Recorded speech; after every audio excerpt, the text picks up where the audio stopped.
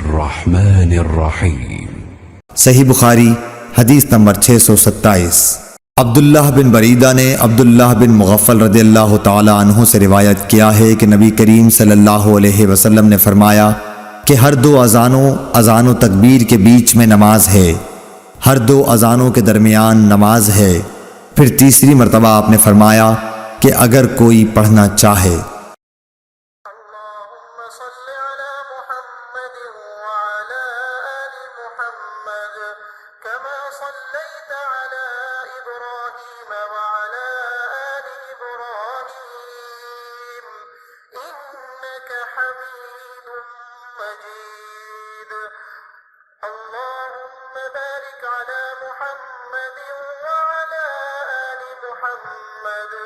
كما باركت على إبراهيم وعلى آل إبراهيم إنك حميد مجيد।